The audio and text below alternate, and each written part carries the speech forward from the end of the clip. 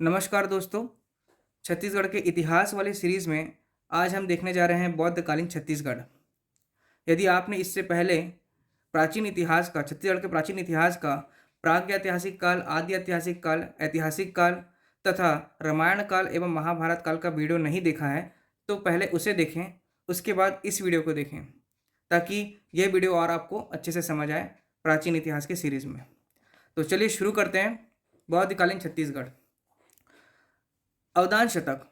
अवदान शतक एक बौद्धिस्ट ग्रंथ है, बुद्धकालीन ग्रंथ है, जिसके अनुसार महात्मा बुद्ध जी दक्षिण कौशल अर्थात छत्तीसगढ़ आए थे। बौद्ध ग्रंथ अवदान शतक के अनुसार महात्मा बुद्ध जी दक्षिण कौशल अर्थात छत्तीसगढ़ आए थे तथा सिरपुर में निवास किया था उन्होंने। कितने माह के लिए? 3 माह के लिए। तो ये प्रश्न आ चुका है कि महात्मा बुद्ध जी छत्तीसगढ़ में किस स्थान पर आए थे, तो वह था सिरपुर स्थान। और कितने समय तक के लिए? तो 3 माह तक के लिए। जिसकी जानकारी हमको किससे मिलती है? अवदान शतक नामक एक बौद्ध ग्रंथ के अनुसार था। तथा ऐसी जानकारी हमको हेन संग की यात्रा वृत्तांत सीयूकी में छत्तीसगढ़ को कियासलो के नाम से दर्शाया गया है। उसमें भी ये बताया गया है कि महात्मा बुद्ध जी छत्तीसगढ़ आए थे तथा सिरपुर में निवास किया था उन्होंने। बौद्धकालीन जो हेनसुआंग जो है एक चीनी यात्री है। हेनसुआंग कौन है? एक चीनी यात्री जो बौद्ध धर्म से संबंधित ग्रंथ हैं या बौद्ध धर्म से संबंधित जितने भी ज्ञान है उसको अर्जित करने के लिए भारत आए थे। ये चीनी यात्री है। ये छत्तीसगढ़ में 639 ईस्वी में आए थे। अब देखते हैं बौद्ध काल। बौद्ध काल 6वीं शताब्दी ईसा पूर्व में वर्तमान छत्तीसगढ़ कौशल जनपद में शामिल था।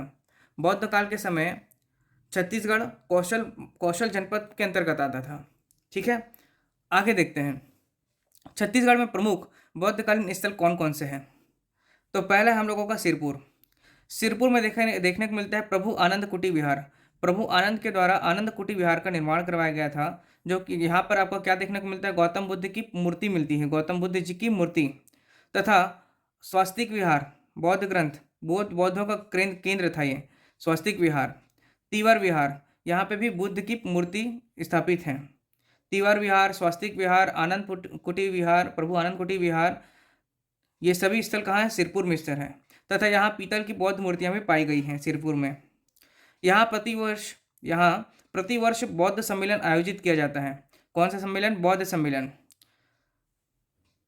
पांडुवंश के शासक कौन? महाशिवगुप्त बाला अर्जुन के अनुसार पांडुवंशी एक शासक थे जो जिसका नाम था महाशिवगुप्त बाला अर्जुन।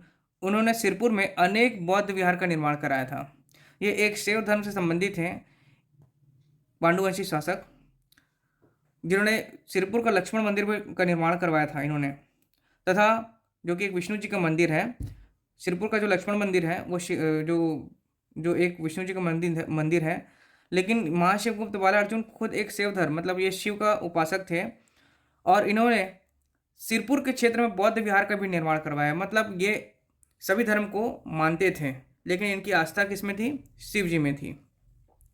अगला पॉइंट है, यहाँ की प्रतिमा में गौतम बुद्ध की प्रतिमा में बुद्ध को बोधि वृक्ष के नीचे धर्म चक्र प्रवर्तन मुद्रा में दिखाया गया है। कौन सी मुद्रा में दिखाया गया है? सिरपुर में जो प्रतिमा प्राप्त हुई है गौतम बुद्ध जी की, बुद्ध बोधि वृक्ष के नीचे बैठा हुआ दिखाया गया है। साथ ही धर्मचक्र प्रवर्तन मुद्रा में दिखाया गया है। आप इसको गूगल में सर्च कर सकते हैं कि धर्मचक्र प्रवर्तन मुद्रा गौतम बुद्ध जी की कैसी होती है, ताकि आपको ये ध्यान रहेगा। अगला पॉइंट है तुरतुरिया। ये वही रामायणकालीन स्थल है, बलौदा बाजार, जहाँ लव कुश का जन्म हुआ था। तथा आपका वाल्मीकि आश्रम भी है तुरतुरिया में। तो अभी वर्तमान में देखा जाए तो इसका बौद्धकालीन से संबंधित स्थल है, क्योंकि मौर्यकालीन बौद्ध भिक्षुओं का विहार था। मौर्य काल हम सभी जानते हैं कि अशोक ने बौद्ध धर्म को अपना लिया था और यही मौर्यकालीन बौद्ध भिक्षुओं का विहार था तुरतुरिया। यहाँ गौतम बुद्ध की विशाल मूर्तियाँ अभी तक यहाँ पर विद्यमान है। जो गौतम बुद्ध जी की विशाल मूर्ति है तुरतुरिया में अभी तक विद्यमान है। तथा तुरतुरिया बौद्ध विहार में बुद्ध देव की विशाल मूर्ति भी स्थापित है अभी भी। तुरतुरिया में बौद्ध विहार में जो तुरतुरिया बौद्ध विहार है वहाँ बुद्ध देव एक बौद्ध धर्म के अनुयायी थे। ठीक है, तो इनकी एक विशाल मूर्ति यहाँ पे अभी भी स्थापित है। अगला पॉइंट है डोंगरगढ़ सभी जानते हैं कहाँ आता है। डोंगरगढ़ राजनांदगांव जिले में आता था। ठीक है अब डोंगरगढ़ प्रज्ञागिरी की पहाड़ी डोंगरगढ़ में गौतम बुद्ध की ऊंची प्रतिमा विद्यमान है। गौतम बुद्ध की क्या है, ऊंची प्रतिमा विद्यमान है। आपका राजनांदगांव हो गया, राजनांदगांव से जिला महाराष्ट्र का क्षेत्र है। यहाँ पे अधिक संख्या में बुद्धिस्ट लोग पाए जाते हैं, बौद्ध धर्म को मानने वाले लोग पाए जाते हैं। कहाँ, राजनांदगांव के डोंगरगढ़ वाले क्षेत्र हो गया, राजनांदगांव वाले क्षेत्र हो गए यहाँ पर। तो डोंगरगढ़ में प्रज्ञागिरी की पहाड़ी में गौतम बुद्ध की ऊंची प्रतिमा विद्यमान है। यहाँ पर हर साल यहाँ पर 6 फरवरी वेरी इंपॉर्टेंट डेट, क्योंकि 6 फरवरी को यहाँ पर हर साल अंतर्राष्ट्रीय बौद्ध सम्मेलन का आयोजन होता है। अंतर्राष्ट्रीय बौद्ध सम्मेलन मतलब बहुत बड़ी बात है ये। इंटरनेशनल बौद्ध सम्मेलन कहाँ हो रहा है, डोंगरगढ़ के प्रज्ञागिरी की पहाड़ी में। कब हो रहा है, 6 फरवरी, वेरी इंपॉर्टेंट। ये परीक्षा में पूछा भी गया है कि छत्तीसगढ़ में अंतर्राष्ट्रीय बौद्ध सम्मेलन कब होता है, तो 6 फरवरी को प्रत्येक साल होता है इसका आयोजन। अगला पॉइंट, मेन पार्ट बौद्ध धर्म से संबंधित स्थल है। यहाँ पर 1962-63 में बुद्धिस्टों को बसाया गया था, तिब्बतियों को बसाया गया था। कहाँ, मेन पार्ट में। हिमाचल प्रदेश के बाद हमारे पूरे देश में दूसरा स्थान कौन सा है, मेन पार्ट, जहाँ पर बुद्धिस्ट लोगों को बसाया गया था। अगला है भोंगापाल जो कि बस्तर जिले के बस्तर संभाग के कोंडागांव जिले में आता है। भोंगापाल कोंडागांव जिले में आता है। गौतम बुद्ध की यहाँ पे विशाल प्रतिमा है। वेरी इंपॉर्टेंट पूछते हैं, क्योंकि बस्तर में बहुत ही कम देखने को मिला है बौद्ध धर्म से संबंधित चीज़ें। तो भोंगापाल एक स्थान है, कहाँ, कोंडागांव जिले में। यहाँ पर गौतम बुद्ध की विशाल प्रतिमा स्थापित है, तथा यहाँ पे ढोकरा बाबा टीला भी है, सप्तमातृका टीला, रानी टीला और चैत्य मंदिर टीला। वर्तमान में देखा जाए तो जो एग्जाम्स में क्वेश्चंस आ रहे हैं, तो इन्हीं सब प्रश्नों को ज़्यादा पूछा जाता है कि नया स्थल देखने को मिलता है, उसी से ही ज़्यादा क्वेश्चंस बन रहे हैं। डोकरा बाबा टीला, सप्तमातृका टीला, रानी टीला और चैत्य मंदिर टीला। तो टीला वाले स्थल को समझ लीजिए कहाँ है, भोंगापाल में, तथा बौद्ध की विशाल प्रतिमा भी यहाँ पे स्थापित है। यहाँ पे अगला स्थान है मल्हार बिलासपुर जिले में पड़ता है मल्हार। यहाँ पर जैन धर्म से संबंधित, बौद्ध धर्म से संबंधित तथा आपका शिव धर्म, विष्णु धर्म, ये सभी संबंधित यहाँ पर स्थल है ये। यहाँ पर देखने को मिलता है चैत्य महाप्रभु के अवशेष एवं बौद्ध विहार यहाँ पर मल्हार में स्थापित है। मल्हार जो है महापाषाणकालीन स्थल भी है। तो मल्हार वेरी इंपॉर्टेंट है, क्योंकि यहाँ एक से अधिक धर्म से संबंधित वाली चीज़ें पाई गई हैं, मूर्तियाँ पाई गई हैं। तो आशा करता हूँ कि आप लोगों को जो भी इम्पोर्टेंट स्थल हैं छत्तीसगढ़ के बौद्ध धर्म से संबंधित वो समझ में आ गया होगा। एक बार फिर से रिपीट करते हैं इसे।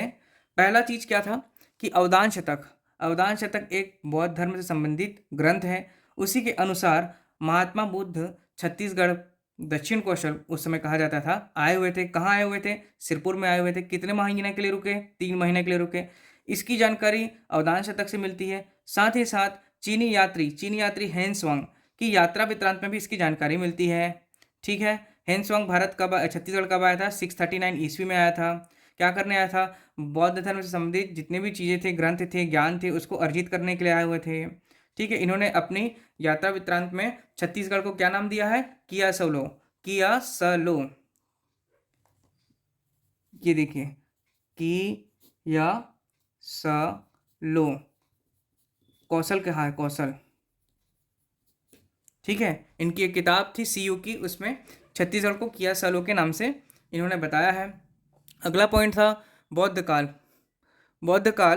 6वीं शताब्दी में वर्तमान छत्तीसगढ़ को कौशल जनपद के अंतर्गत शामिल किया गया था।